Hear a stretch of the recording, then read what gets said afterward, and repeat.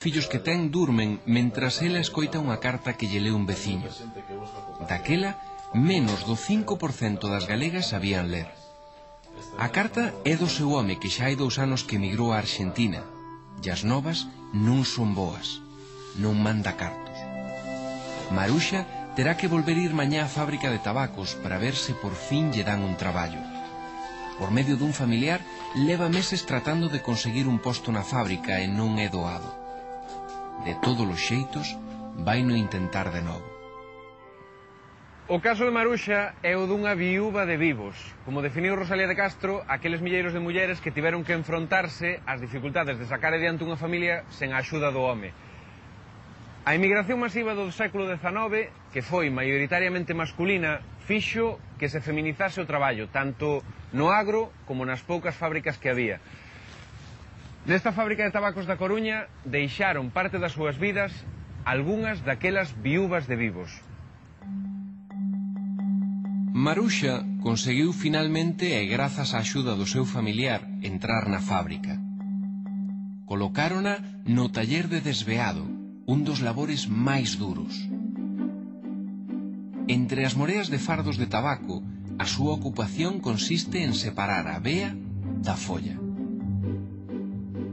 Non era unha tarefa de precisión, senón sobre todo de aguante físico. Realizábase nunhas condicións hixiénicas moi precarias. A mestra de taller fíxase especialmente nas mans de Maruxa. Leva poucos días e quere controlala.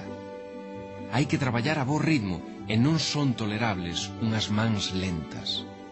As donas constituíron unha forza insustituíble no tardío e lento proceso de industrialización en Galicia.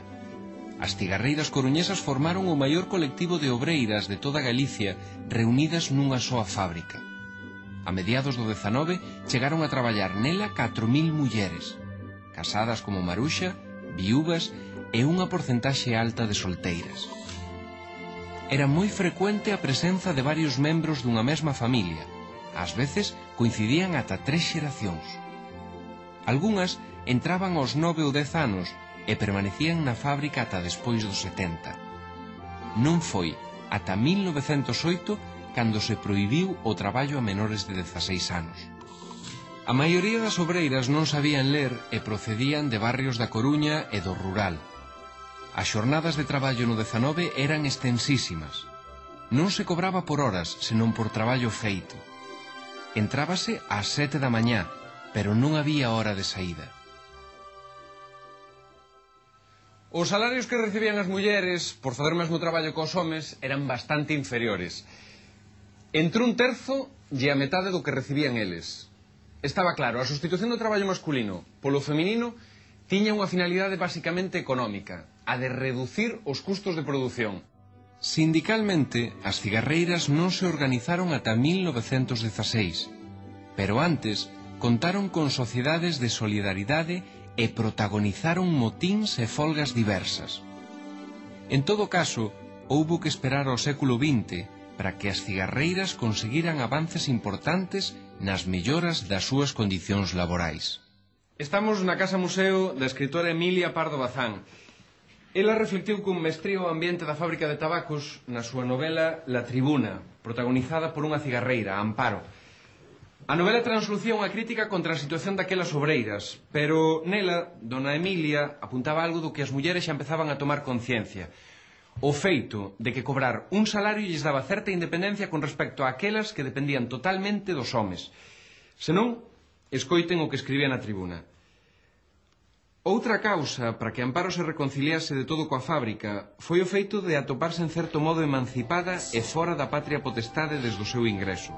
Maruxa, a nosa protagonista, debeu sentir de algún xeito ese alento de independencia ao cobrar o seu primeiro salario. Con eses cartos había algúns asuntos urxentes que atender na casa, pero ela xa estaba pensando en gañar máis para mercar uns zapatos. Era o seu pequeno soño. Esta escultura é unha homenaxe ás traballadoras da fábrica de tabacos daqui da Coruña que, como no caso de Maruxa, foron das primeiras obreiras da industria galega. Ben, xa vimos que o traballo das mulleres foi e segue sendo imprescindible tanto no agro como nas fábricas. Pero as mulleres tiverono moito máis complicado no mundo intelectual. No século XIX, a pluma, como a espada, seguían sendo instrumentos masculinos, símbolos de poder. A muller ilustrada era un perigo e unha rareza. A orde burguesa consagraba o papel da muller na casa e asignáballe 3 roles: o de ser boa filla, esposa fiel e nai amante. Rosalía de Castro, Emilia Pardo Bazán e Concepción Arenal foron 3 mulleres excepcionais e pioneiras que desafiaron no século XIX esta orde burguesa.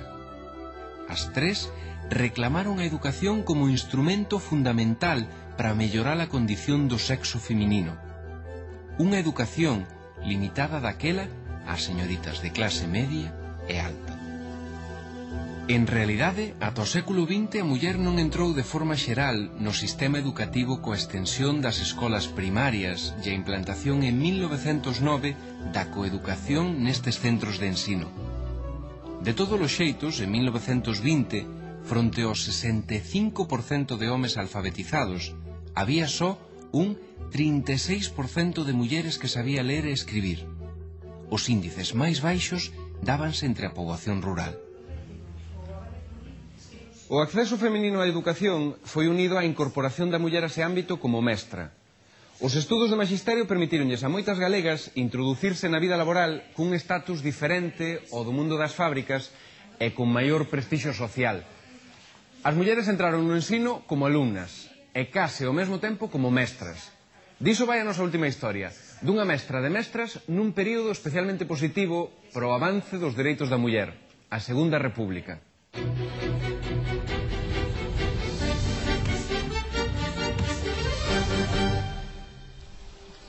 Ernestina Otero Sestelo é a directora da Escola Normal de Maxisterio de Pontevedra.